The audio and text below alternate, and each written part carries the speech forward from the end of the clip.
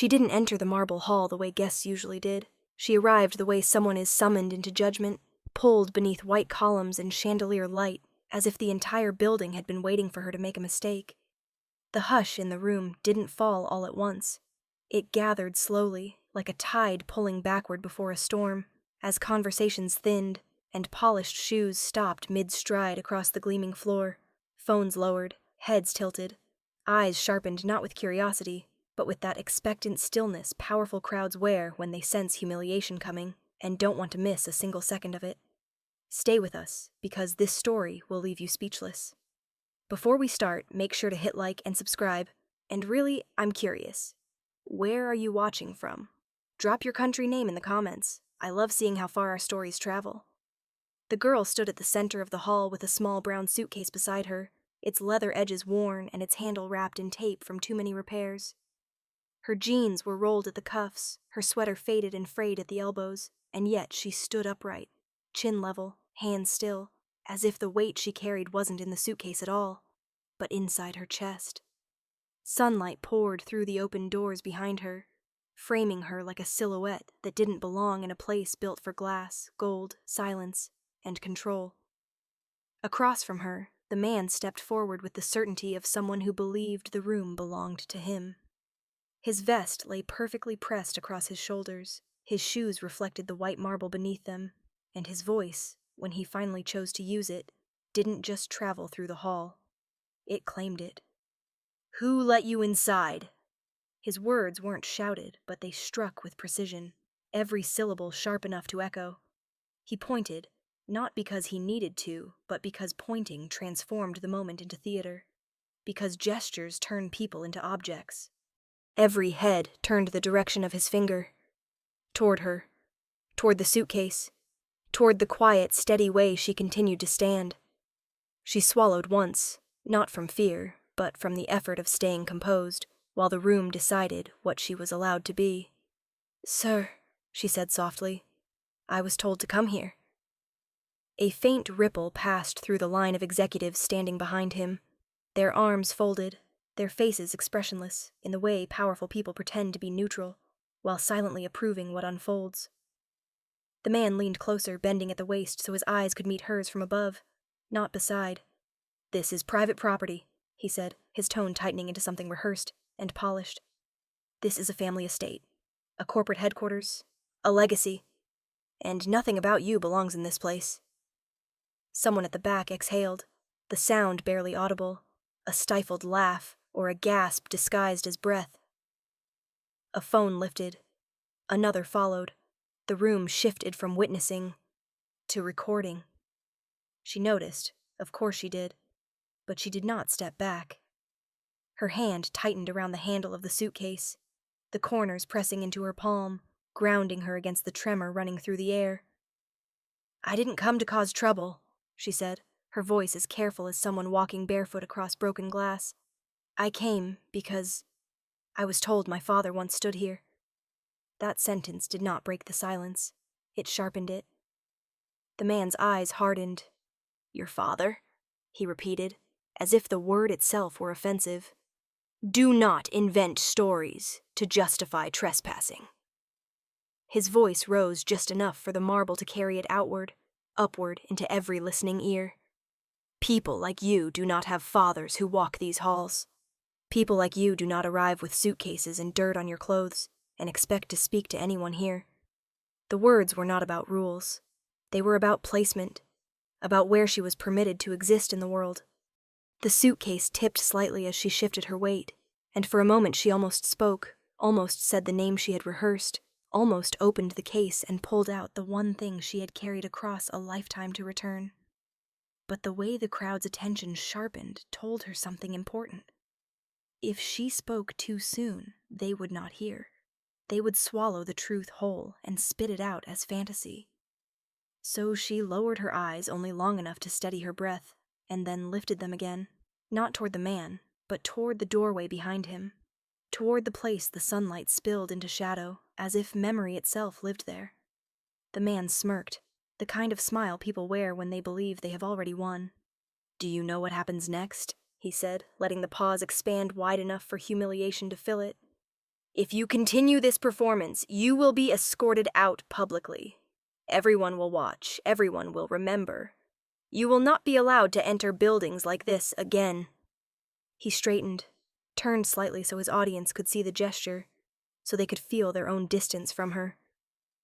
"But if you leave now," he continued, his tone softening into condescension, "we can all pretend this moment never happened." The trap closed around her like a glass case. If she stayed, she would fail in public. If she left, the world would say she never belonged here in the first place. The hall seemed to stretch longer, taller, colder. A whisper of wind came from the open doors, carrying the faint sound of cars outside. The world continuing onward, unaffected, indifferent. Her shoulders lifted with a breath so quiet that only those closest could see it, and in that breath lived everything she had endured to reach that door.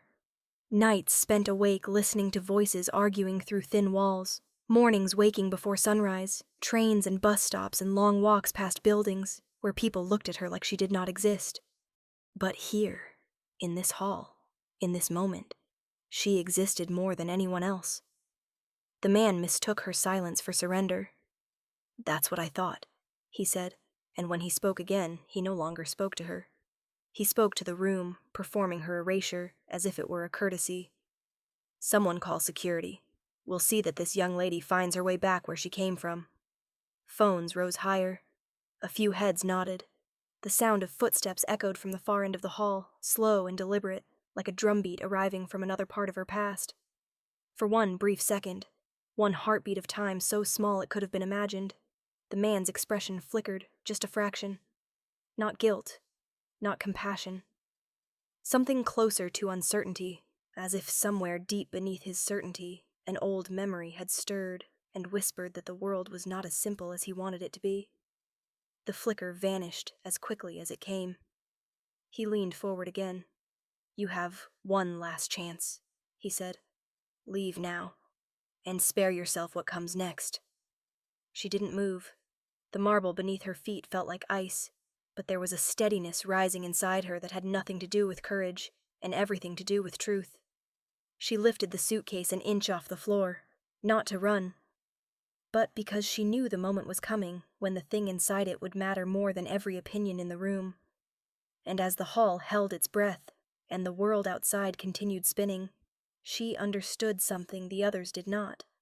Humiliation is only a weapon when the person holding it is right about who you are. And today, for the first time, someone in this room was about to discover that everything they believed about her was wrong. She had learned long ago that silence could feel heavier than noise, that some rooms demanded you prove your existence before you were allowed to speak, and as she stood in that marble hall with the man's threat still hanging in the air, her mind slipped backward to the life no one in this building would ever imagine belonged to her.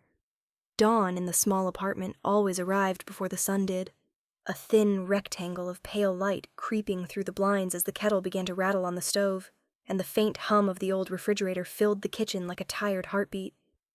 She would wake to the sound of her grandmother humming the same gospel tune every morning, a tune that did not ask the world to be kind, only to let them survive another day.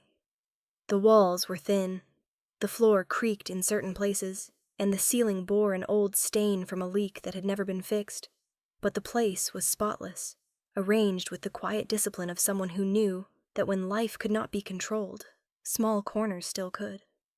On the table sat a framed photograph she had memorized as a child, a man laughing beneath the shade of a tree, his arms around a woman and a little girl balanced on his hip, her tiny fingers gripping the collar of his jacket as if the world might blow them apart if she let go. That photo stayed where it was, even after the car accident took both her parents on a winter road and turned her childhood into a story people whispered about with pity and distance. The day the police officer came to the door, her grandmother did not cry in front of him. She nodded once, thanked him for his time, and waited until the door closed before sitting down at the kitchen table and folding her hands as if she were bracing herself against invisible wind. They did not speak for a long time. Silence filled the room, thick and merciless. And then, finally, her grandmother reached across the table and took her hand the way someone holds a fragile object they know they cannot afford to lose. "We will keep going," she said. Not as comfort, but as a promise carved out of stone. From that day forward, every choice became survival measured in rent payments, bus schedules, and grocery lists counted twice. There were mornings when the bus arrived late and she ran the last 10 blocks to school, shoes slapping pavement, lungs burning, sweat clinging to the collar of her shirt as she slipped into class, with the quiet dignity of someone determined never to be the kind of poor that looks careless. She worked weekends stacking boxes at a warehouse where no one knew her name, and evenings cleaning offices where glass walls reflected a world she could see but never enter. She ate simply, saved everything she could, and pretended not to notice when people looked at her backpack, her jacket, her shoes, and assumed they already knew the story of her life. What they never saw, what the marble hall would never imagine, was that beneath her bed, wrapped carefully in cloth, sat the suitcase. Not a symbol of travel or escape, but of memory and responsibility. Her father had carried it the last time he visited that very building, years before she was born, when the world was still large and hopeful, and he believed that his family's history in that place would one day become her inheritance, not in money, but in belonging. He had told her grandmother that if anything ever happened to him, the suitcase would hold everything the child needed to know about where she came from. Letters, documents, a pressed flower kept between 2 folded pages, and one object more precious than all the rest, a small brass key on a thin chain, worn smooth from years of being turned in an old lock. It was the key to a door in that building, he said, a door he had once been allowed to unlock, a door he believed his daughter should one day stand before without being questioned. Her grandmother had never tried to open it. She had only guarded the suitcase like a relic, taking it out on birthdays or quiet nights when the world felt too loud, laying everything out across the kitchen table and telling stories as if her voice itself were stitching the family back together. "You are not small," she would say, her hands resting gently on the child's hair. "You are not invisible. You come from courage." But courage, she had learned, did not pay medical bills when her grandmother's health began to fade, when the cough grew deeper and the hospital visits became more frequent when medications multiplied and their grocery bags grew lighter each month. The ledger of their life became a balancing act between what they could afford and what they could not risk losing. She took extra shifts. She stopped buying anything that wasn't necessary. She studied late into the night, head bent over borrowed textbooks, determination burning so bright it almost felt like defiance. And still, some nights she would sit at the edge of the bed and hold the key in her palm and wonder how a life could contain both love and scarcity in equal measure. It was during one of those evenings, when the city outside glowed with lights she could never touch, that her grandmother spoke the words that quietly changed everything. "There will come a day," she said softly, "when you must go back to that building, not for what they took from us, but for what was always yours." She didn't mean money. She didn't mean status. She meant dignity. The kind of dignity that could not be handed to you, only reclaimed. And so, when the letter finally arrived, a thin envelope slipped beneath their door with a company seal embossed across its corner. Her hands trembled not because she feared what was inside, but because some part of her knew the moment they had been walking toward for years had finally reached them. The letter was brief, clinical, so carefully written that its cruelty almost passed as formality. An announcement of restructuring, a decision that would erase her family's last trace inside those walls if no representative appeared. Her grandmother read it twice, then pressed the paper flat against the table to keep it from curling the way grief curls the body into itself. "You don't have to go," she whispered, as if saying the opposite might break the girl's heart in half. But the girl had already made her choice. Not out of pride, not out of anger, out of a promise to a father she barely remembered, and a mother whose voice she heard only in dreams. She packed the suitcase herself that night, each item placed carefully, reverently, with the awareness that she was not just carrying paper. She was carrying history across a city that had never made room for her footsteps. And as she rode the bus the next morning, the buildings growing taller and whiter the closer she came to that district, the faces on the sidewalks changing, the roads widening, She realized that what frightened her was not the building, or the man she would someday face, or even the possibility of being turned away. What frightened her was that nobody there would see her at all, that she would stand in the center of a room built on her family's past, and vanish.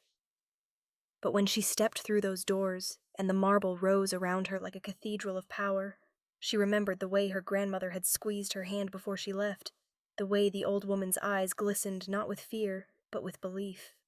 And somewhere in that hall, just beyond the line of executives and cold expressions, she noticed one pair of eyes that did not look at her with disdain or curiosity, but with something quieter, recognition.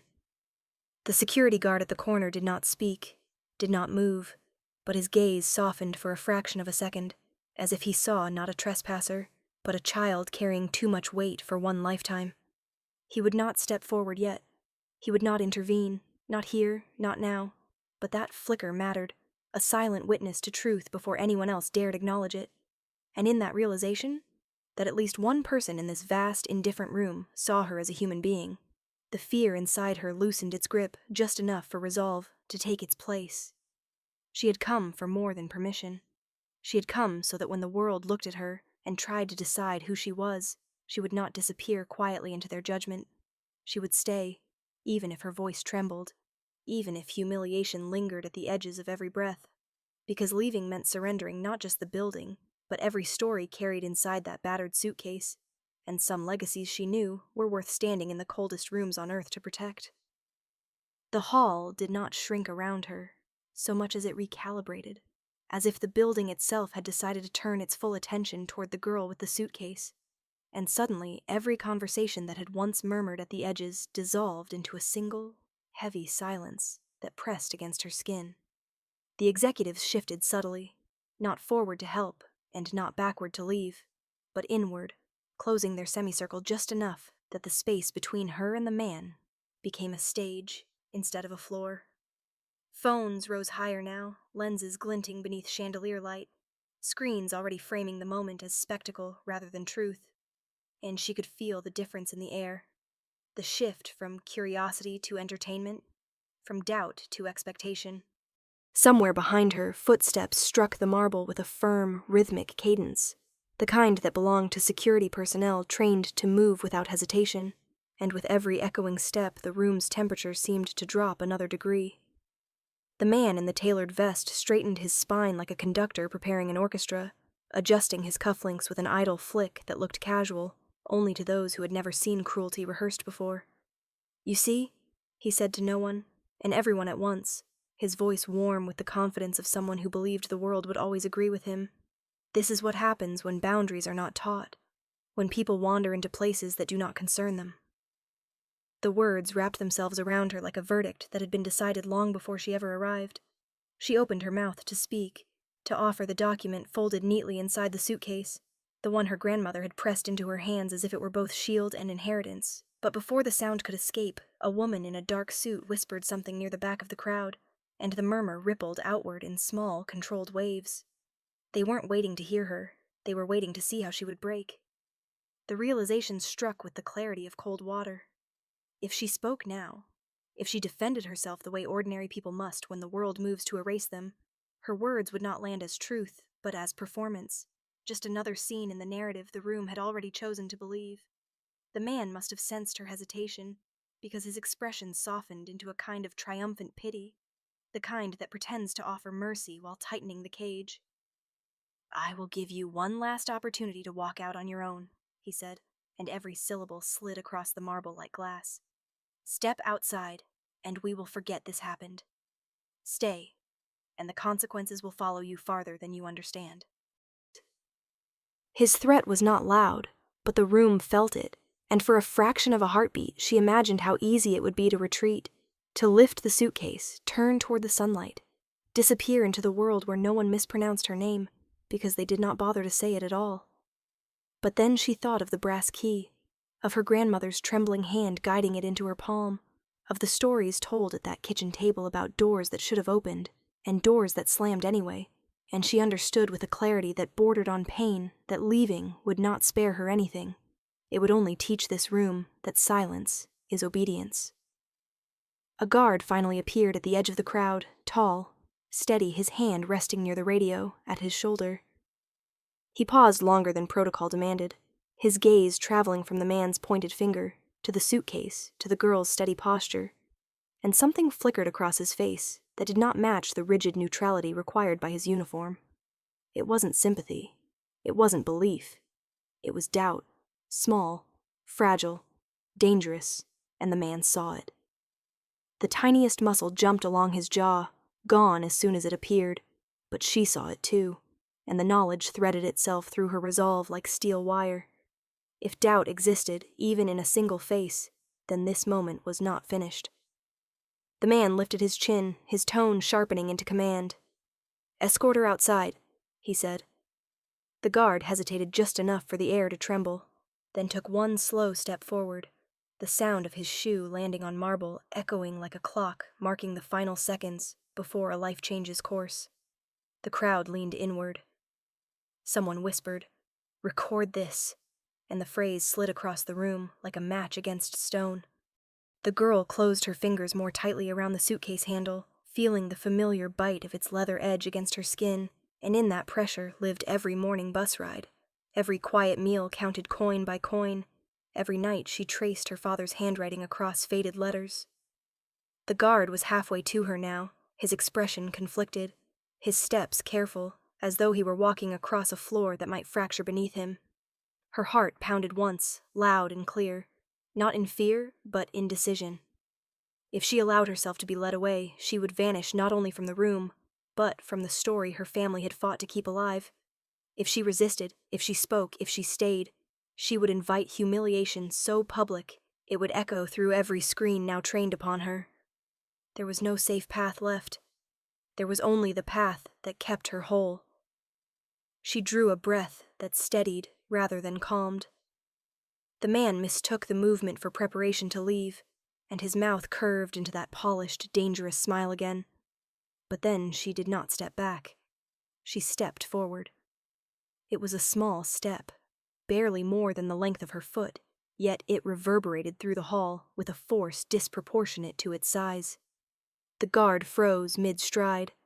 Several people gasped. A woman lowered her phone without realizing it. The man's brows lifted the slightest fraction. His certainty knocked off balance just enough that the room felt the shift. "I will not leave," she said, and though her voice was soft, it carried as cleanly as the man's had moments earlier, slicing through the tension not with volume, but with truth. Not until someone here is willing to listen. For the briefest second, the hall did not know what to do with those words. They were not defiant. They were not pleading. They were anchored, rooted in something older than fear. The man recovered, though slower this time, the edges of his confidence knitting themselves back together with visible effort. "Listening," he said, "is a privilege you have not earned." But the words did not ring as effortlessly as before. They landed brittle, like glass tapped too hard. The guard lowered his hand from his radio. His eyes, once guarded, now carried that same quiet recognition she had glimpsed earlier. And it spread. Not to everyone, not enough to save her yet, but enough to crack the surface of the room's certainty. Somewhere near the back, a voice murmured, "Wait," and the man's head snapped toward the sound before he caught himself, forcing a laugh that failed to disguise the tremor underneath. He turned back to her, gaze narrowed, as if for the first time he were truly seeing the suitcase, the way she held it not as a prop, but as something irreplaceable. For a single heartbeat, the doubt inside him flared again, faint and unwelcome, and he crushed it with pure will. "Then, you accept what happens next," he said. The words fell like a closing door. She nodded once, a gesture so small and certain that even the crowd could feel the meaning in it. She accepted not his consequence, but her choice. She had crossed the threshold inside herself, the one where fear still tries to bargain. There was no returning to the quiet life where she carried history in secret. The arena had tightened. The room had chosen its sides. And as she tightened her grip on the suitcase and raised her eyes to meet his without flinching, the man, for reasons he could not name, felt something he had not expected to feel in this marble hall. The unsettling awareness that the story he believed he controlled had just slipped out of his hands. The moment did not break open like a shout. It unfolded the way light slowly fills a dark room, beginning not with triumph, but with doubt. The man's certainty faltered, even if only by a breath, and in that space between his command and the echo of his own voice, she bent down and unlatched the suitcase.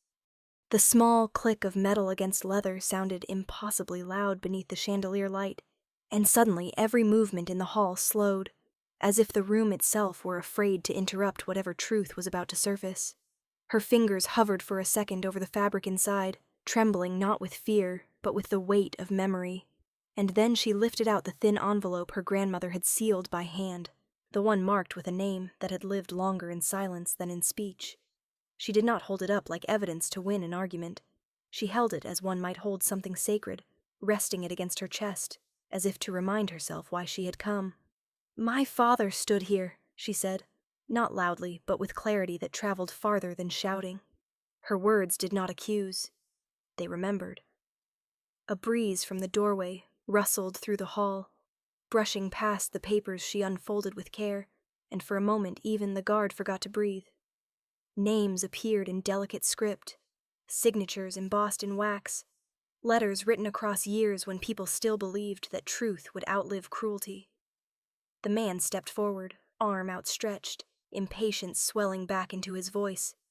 "This ends now," he said, and before she could fully reveal the page, his hand closed around her wrist, not violently, but with enough force to pull the letter sideways. Gasps broke from the watching crowd, a ripple of shock and something darker, because for the first time the humiliation no longer felt theatrical. It felt real. The paper bent sharply, nearly tearing along its fold, and for an instant panic flashed through her eyes. That small, fragile fear that the last proof of her family's presence in this place might be destroyed before anyone could see it. That was the microfracture, the moment the entire scene threatened to collapse back into silence. Her breath caught. The suitcase leaned precariously off balance. The guard took one instinctive step forward before stopping himself, trapped between duty and conscience.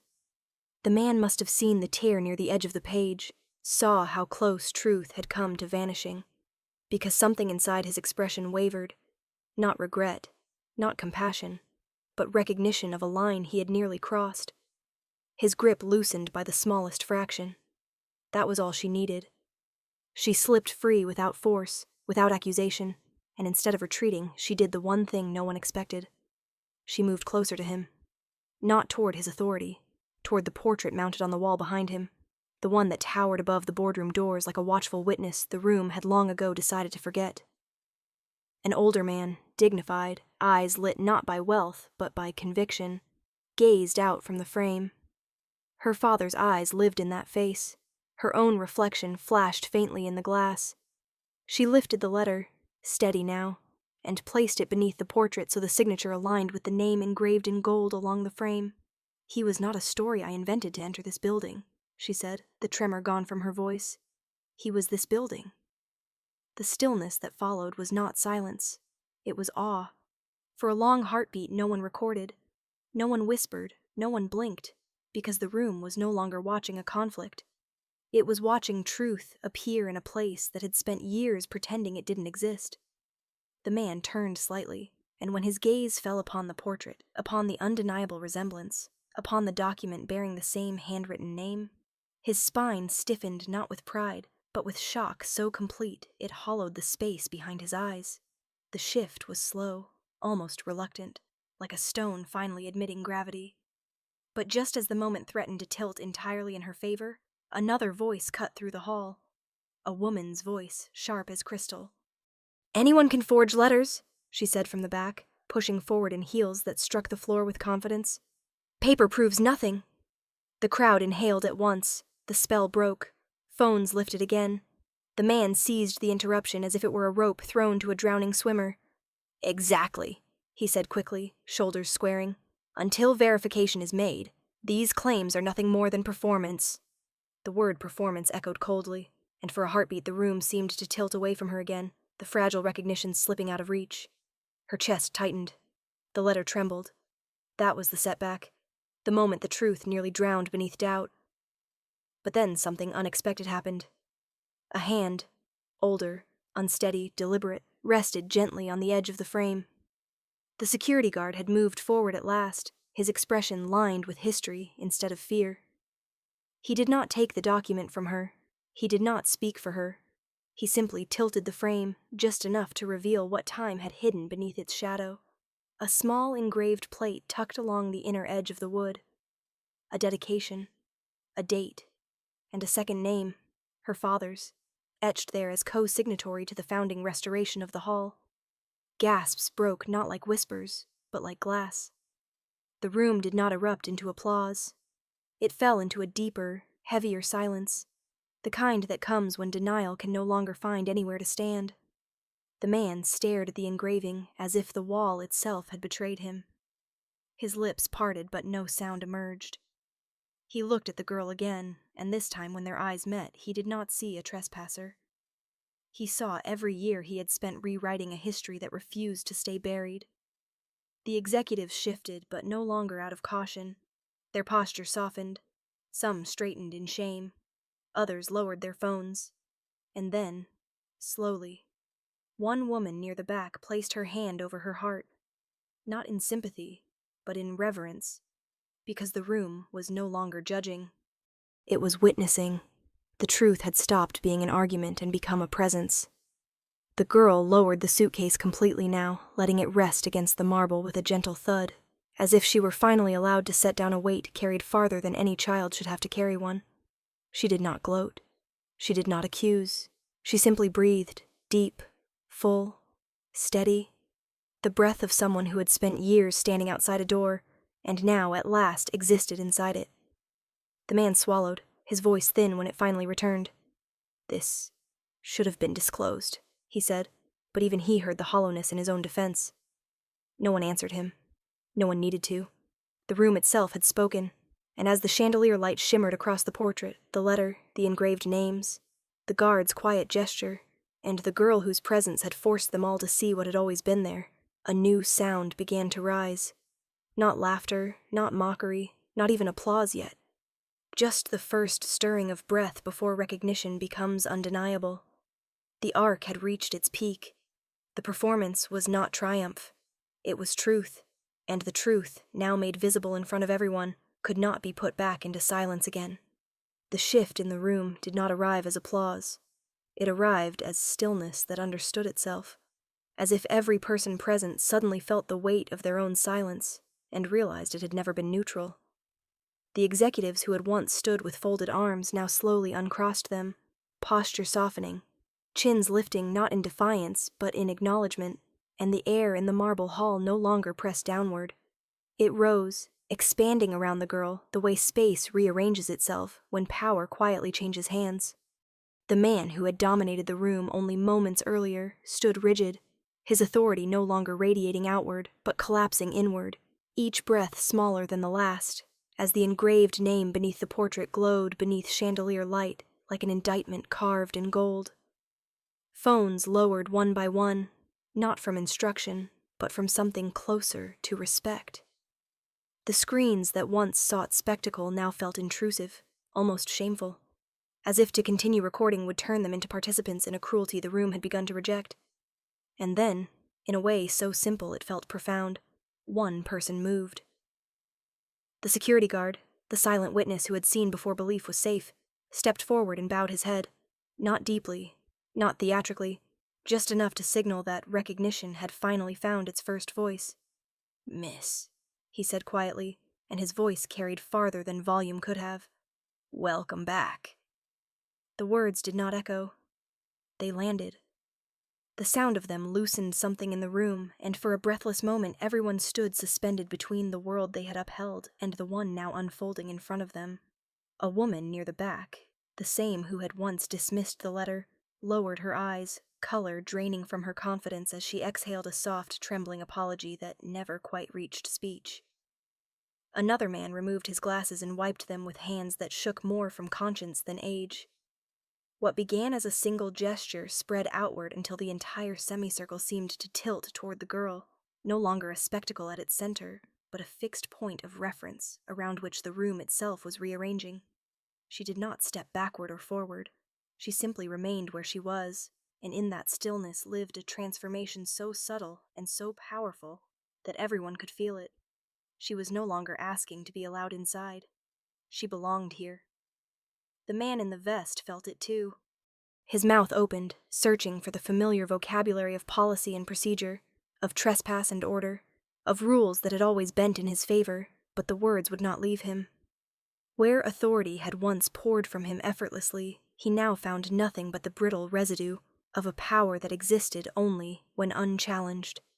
"This was never intended," he began, but the sentence withered midair, unable to survive in a space now governed by truth instead of performance. The executives turned, not to him, but to her. One stepped forward, then stopped midway, as if recognizing that his presence carried a history not yet worthy of proximity. He bowed his head instead. Another murmured, "We were wrong," barely louder than a breath, but the admission traveled without needing to be repeated. It was not apology. It was accountability spoken aloud. And then came the sound the room had been holding back. Chairs shifting, shoes moving, breath rising at once as people straightened not from pride, but from awakening. A woman in a charcoal blazer, older, dignified, her eyes brimming with something that might once have been steel, placed a hand to her chest and lifted her gaze toward the portrait, then to the girl. She did not smile. She nodded, a gesture formal enough to feel ceremonial. Others followed. Some stood taller. Some closed their eyes for a heartbeat. Some whispered her family name like a word they should have never allowed to fade. The man at the center found himself alone, not physically, but morally, suddenly aware that the people who had once formed his shelter now formed a circle around someone else entirely. He tried, for one desperate instant, to reclaim the narrative. "We must review this through proper channels," he insisted, but the statements faltered into irrelevance as the room turned without him.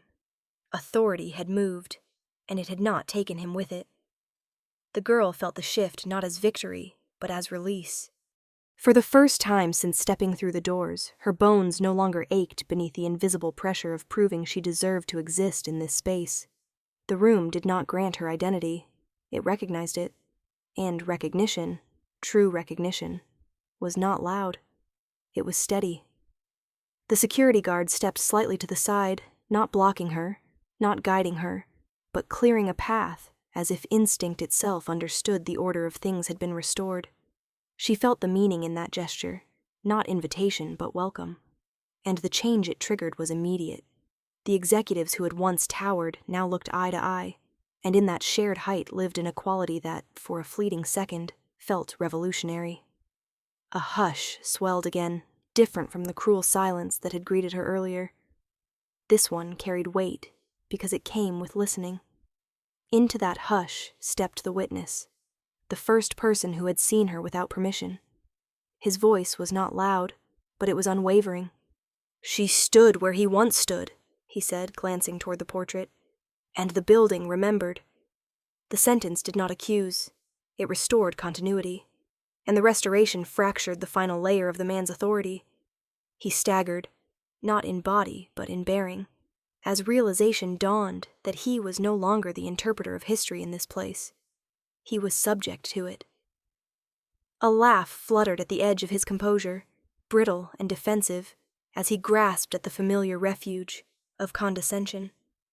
But this time, no one joined him. Conversations did not swell behind him. No reassuring nods met his gaze, only distance. He was not exiled by force. He was abandoned by allegiance. The girl saw it happen, not with satisfaction, but with solemn clarity. The room had not punished him. It had outgrown him. And in that quiet reversal, something inside her shifted too. All her life she had carried the brittle edge of invisibility, shaping herself small to survive spaces that refused to see her. But now, standing beneath the portrait, Suitcase resting at her feet, truth living in open air instead of locked drawers and whispered memories, she felt something she had never allowed herself to feel fully, belonging that did not ask permission. It rose in her chest like breath after surfacing from deep water, Not granted by them, claimed by her. She straightened, and the posture was not defiance. It was identity unfolding. The man finally spoke again, voice thin. "You should have come through official process," he managed, but even he seemed to hear the futility in the words. The woman in the charcoal blazer turned to him, her expression stripped of arrogance and softened by clarity. "She did," she said. "Her process began long before today. Ours failed to meet it." The reply landed with the permanence of stone. A murmur of agreement moved through the room, not loud, but united. Not in admiration, but in conscience. And then, without anyone instructing it, the room did what rooms only do when they have witnessed something that reorders their understanding of themselves. People rose fully, shoulders lifting, breath collectively released, forming a standing recognition that was not applause, not performance, but acceptance made visible. The girl did not cry. She did not tremble. She simply bowed her head for a moment, honoring the generations that had brought her to this threshold. When she lifted her gaze again, she no longer looked toward the doors, or the chandelier, or even the portrait. She looked inward, at the self she had finally allowed to stand unhidden in the open. The cage was gone, not because it had been unlocked, but because she had stepped outside of it. And as the man turned away, isolated in the very world he had once commanded, the power that had once flowed toward him now moved past him, gathering, quiet, undeniable, around the girl the room could no longer pretend not to see. The story did not end in the marble hall. It began traveling the moment the doors opened, and the outside world met the truth that had been revealed within. The first to step through them was the security guard, his eyes still carrying the weight of what he had witnessed, his voice quiet as he spoke into his radio, not to report an incident, but to correct a narrative that should never have been written. By the time she crossed the threshold behind him, sunlight washed across her face, and the city that had once felt impossibly distant now seemed to lean inward, listening. Someone across the courtyard lowered their phone mid-recording, not out of secrecy but out of reverence, and yet the moment still slipped into the digital world. Small fragments caught by strangers standing near the entrance, messages sent, headlines drafted before the dust of the hall had even settled. The first wave did not arrive as outrage or noise. It arrived as questions that spread quietly and swiftly, the kind that force people to reconsider the story they thought they understood. Who was she? Why was her name on that wall? How long had the truth been erased in plain sight? And within hours, the building that had once been a fortress of selective memory became a subject of public scrutiny, not because she demanded it, but because the world had seen something that could not be unseen. The executives who had stood in silence earlier now found themselves standing in front of microphones, their voices measured, careful, their language reshaped from certainty into accountability. They did not speak of misunderstanding. They spoke of failure, systemic, sustained, and exposed. And as their statements traveled outward through screens and speakers, the community listened with a clarity sharpened by consequence. The man who had once commanded the marble hall no longer spoke for it. His name drifted downward through the layers of power he had built his career upon, and one board meeting, the kind he once controlled effortlessly, now unfolded without him, every vote carrying the echo of a name etched beneath a portrait he could no longer bear to face. The decision was not vindictive. It was procedural, documented, ordinary in tone, and extraordinary in meaning.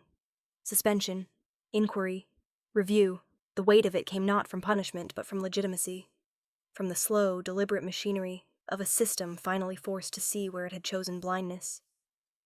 The girl did not watch those decisions unfold from a distance. She returned home that evening to the small apartment where her grandmother waited at the kitchen table, hands trembling not from weakness, but from relief so deep it seemed to travel through the walls themselves. The suitcase sat between them, open not like an artifact, but like a bridge across time, its contents no longer hiding a truth they were afraid to lose. Her grandmother traced the brass key with her fingertips and whispered a single sentence: "He would have been proud." And in that moment, the years of quiet endurance that had shaped their lives loosened their grip, if only a little. News spread not just through headlines, but through neighborhoods and living rooms, and conversations whispered across cafe counters. People who had never stepped inside buildings like that one recognized themselves in her steadiness, in the humiliation she survived, in the dignity she refused to abandon. Some wrote messages to her school. Others left flowers beneath the portrait. Many simply shared the story with the quiet reverence of those who know how fragile truth can be when left in the hands of the powerful. And slowly the institution began to change, not loudly, not quickly, but undeniably. An independent review unearthed years of overlooked petition letters, rejected requests for access, policy language crafted so elegantly it disguised exclusion as efficiency. Each discovery arrived like a mirror held up to the past, and for once the building did not turn away. A scholarship was proposed, not as charity but as restoration, in the name that had once been erased, allocated not to praise the institution, but to broaden the doorway it had tried for so long to keep narrow. The guard, the first witness to doubt cruelty out loud, even if only in his eyes, was invited to the committee responsible for shaping new admissions policy, and although he spoke little, the room listened when he did, because they all remembered the moment he chose to see before anyone else did. The man who had tried to force her from the marble hall did not face public humiliation. He faced something heavier. He faced distance, from colleagues who no longer defended him, from systems that no longer shielded him, from a story that no longer bent itself to his version of the truth. The consequences came not as spectacle, but as process. Contracts reviewed, authority removed, his influence dissolving through formal decisions and written statements until, in time, he became not a villain to condemn, but a caution that systems should never again allow themselves to replicate. She did not celebrate his fall.